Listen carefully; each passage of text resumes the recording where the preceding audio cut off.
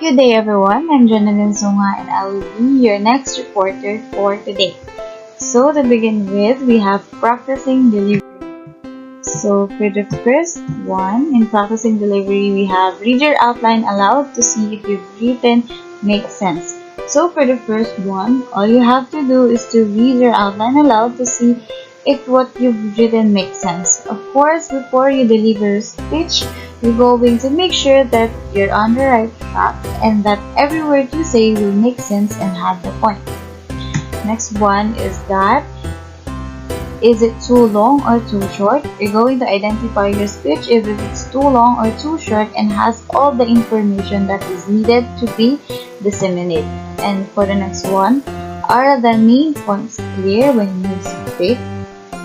When you speak to your audience, make sure that they are clear enough to be understood. And are the supporting materials distinct, convincing, and interesting? So when you use a supplementary materials, it must be persuasive.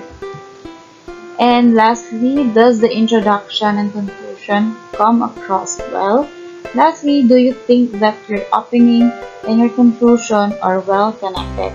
So when you answer all these questions, and if it doesn't fit, you're going to revise your speech. For the second one, we have make a plan for your speech.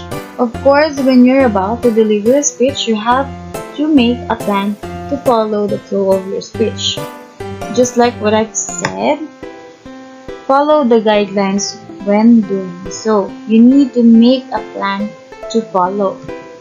Next one is use the same visual framework as for the preparation of the outline.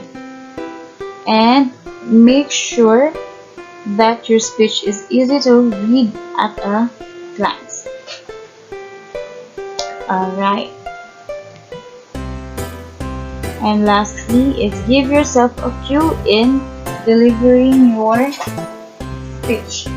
Give yourself a cue to follow so that you know when to start and when is the right time to ask some questions, and also when is the right time to stop or end the speech. Next one we have in practicing delivery. Practice your speech several times. All examples must be talked through, all examples, and to recite in full all quotations and statistics. Next one, use visual aids as you practice. So at a moment, there will be a possibility to forget something or will have a mistake, but always remember that keep on going and complete the speech as well as you can. Concentrate on gaining control of the ideas. Do not try to learn the speech word for word. After a few tries, you should be able to get through the speech extemporaneously with surprising ease. And we have start polishing and refining your speech. So start polishing and refining your speech. This one, we have practice your speech in front of a mirror to check your eye contact and gesture. Try to record yourself to gauge volume, pitch, pauses, and vocal variety. Next is practice your speech in front of your family, friends, roommate, or anyone who can give you an honest comment about your speech. And for last one, we have finally give yourself a dress rehearsal in similar setting to those you will face in class. Regardless of the situation, you should give speech itself, feeling confident and looking forward to speak in front of many people. And start to practice yourself early as possible. And do not wait the night before you practice your speech. Reminder, no matter how long is rarely enough to allow yourself to practice your speech a couple days before to gain command of the speech and its presentation. Now we're going to proceed in answering audience question.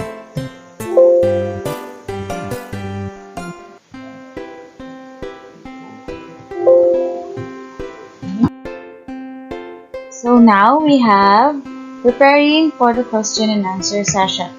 So work out answers to possible questions.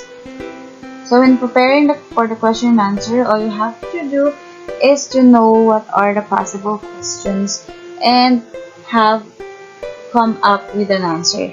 And next is practice the delivery of the answer. Remember that take it as seriously as the speech. Next one, we have formulate answers to possible questions.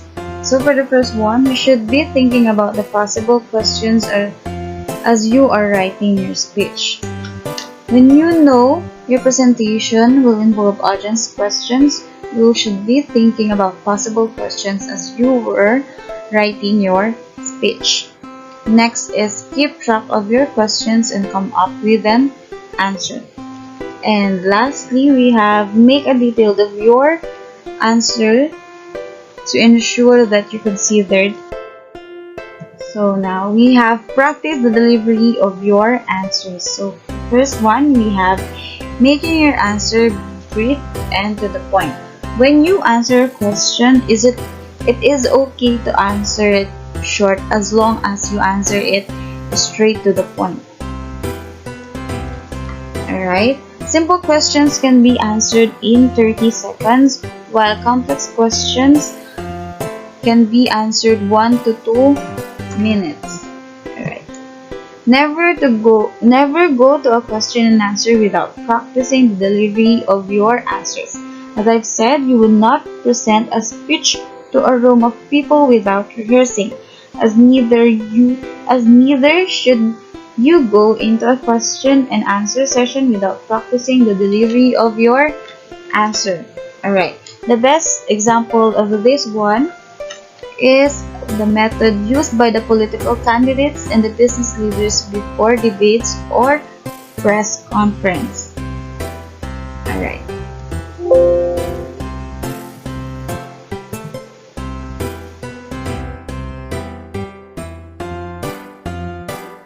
We have managing the question and answer session. Next one, we have approach questions with a positive attitude. A positive attitude will help you answer questions graciously and respectfully. A speaker will have a sharp or defensive tone while answering questions will alienate many people in the audience. Try to view questions from the audience as a sign of genuine interest and a desire to learn more about your subject. Remember that even if you're asked a hostile question, keep your cool. Avoid the temptation to answer defensively, sarcastically, or argumentatively.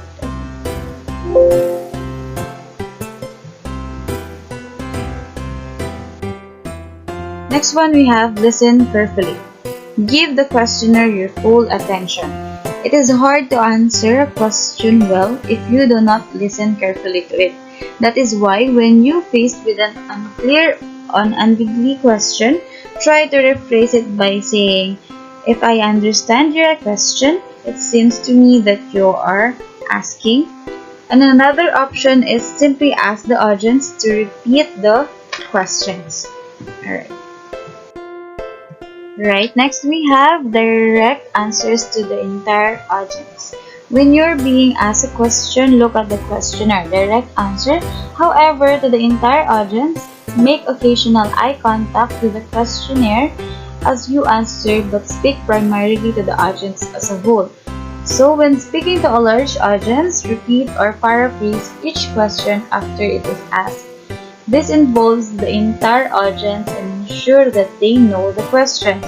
Repeating or paraphrasing the question gives you a moment to frame an answer before you respond.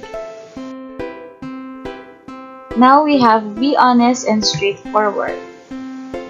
If you do not know the answer to a question, say so. Do not apologize, do not invade, and most important, do not try to bluff. Let the questioner know that you take the question seriously. Offer to check the answers as soon as after the speech. Alright. And next we have stay on track. Allow one follow-up questions from each person and do not let yourself be dragged into a personal debate with any questioner. If someone attempts to ask more than 2 questions, respond graciously yet firmly by saying, "This is an interesting line of questioning, but we need to give others people a chance to ask questions." So make sure that you allow enough time to get through issues of major importance, but do not let things drag on after the momentum of the session has started. As the end approaches, offer to respond to another question or two, then wrap things up by thanking the audience for its time and attention. So, that would be all for my discussion. Thank you all for listening.